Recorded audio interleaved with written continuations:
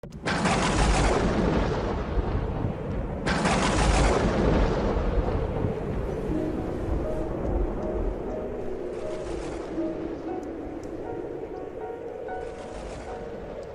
ce temps-là, Jésus disait aux disciples, « Un homme riche avec un gérant qui lui fut dénoncé comme dilapidant ses biens, et le convoqua et lui dit, « Qu'est-ce que j'apprends à ton sujet?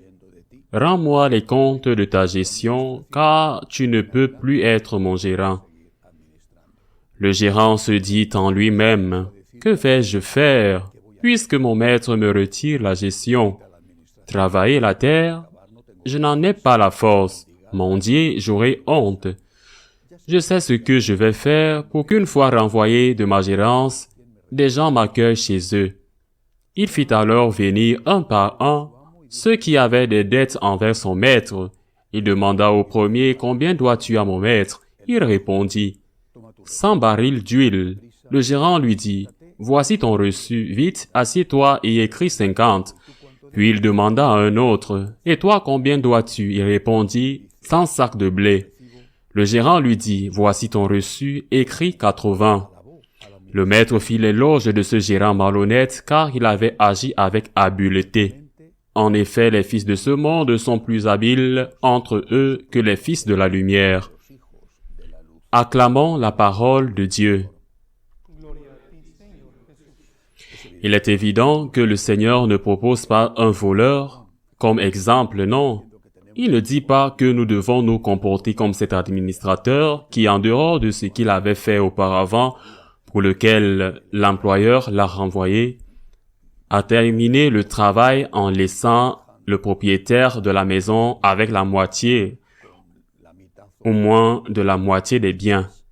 Il ne s'agit pas d'être des voleurs, il s'agit d'être rusés. Habiles, dit le Seigneur, à une autre occasion comme des serpents, mais en même temps simples comme des colombes. Qu'est-ce que veut dire Jésus? Je donne un exemple. Nous, les catholiques, avons très bien fait pendant près de 2000 ans. Les chrétiens en général, mais les catholiques en particulier, parce que nous avons suivi notre Seigneur et nous avons suivi ses enseignements.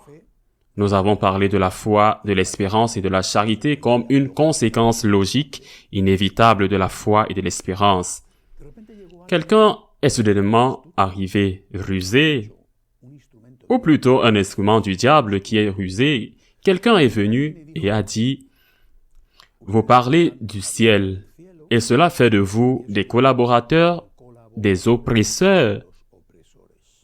Vous êtes l'opium du peuple, de l'Église en général. » Ils ont dit, « Non, nous ne sommes pas du tout l'opium du peuple. » Et au lieu de dire que nous ne sommes pas l'opium du peuple, il y a nos charités.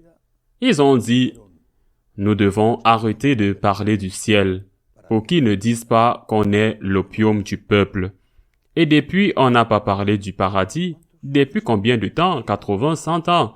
Parce que si tu parles du ciel, du paradis, ils te disent que tu utilises une drogue pour rendre des gens soumis, que les gens n'exigent pas le droit, pour que les gens ne se rebellent pas contre l'injustice et qu'ensuite on ne puisse pas parler du paradis et que l'Église ait cessé de parler du paradis.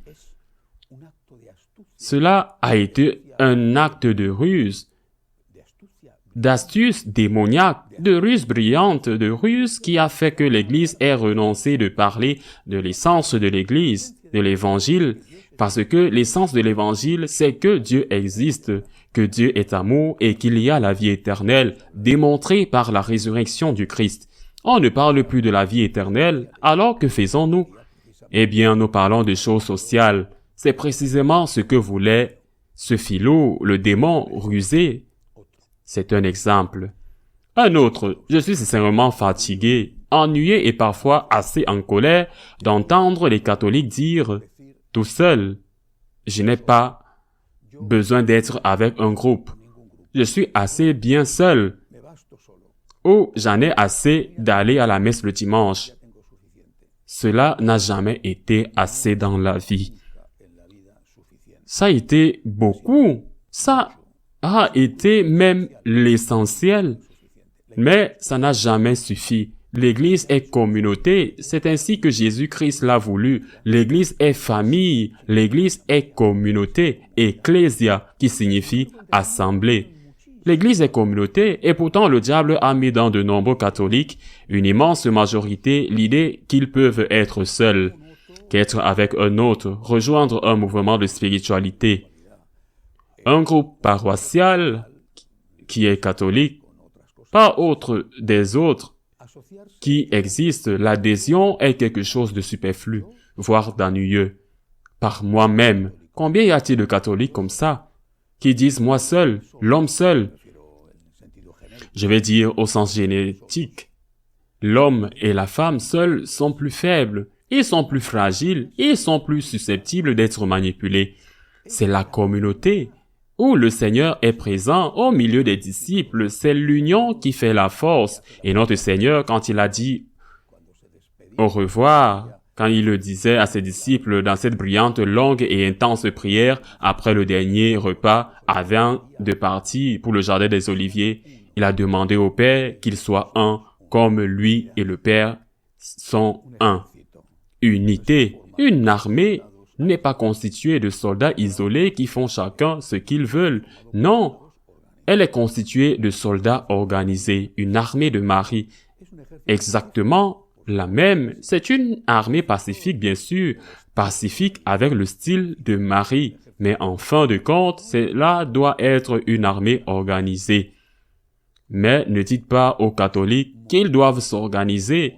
Comment le diable les a mordus à la tête? Tout seul. Je ne veux pas être avec les gens. Cela signifie de la fatigue, un effort, aller à une réunion ou même en ligne. Moi, ça suppose un sacrifice. Non. Pas moi seul. Il paye. Nous payons les conséquences. Tu n'as pas d'argument pour défendre ta foi ou pour la transmettre à tes enfants. Tu as beaucoup moins de spiritualité parce que tu ne reçois pas de l'aide des autres, vous n'y contribuez pas. C'est la victoire du diable. Donc, soyons rusés, non pour être le mal, mais pour faire le bien. Soyons unis, car l'union fait la force. Et ne nous laissons pas tromper en nous, disant ce que nous avons à dire.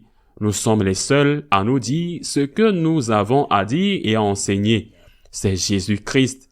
Les autres sont des voix du monde qui sont aussi très souvent sournoisement émues par le diable.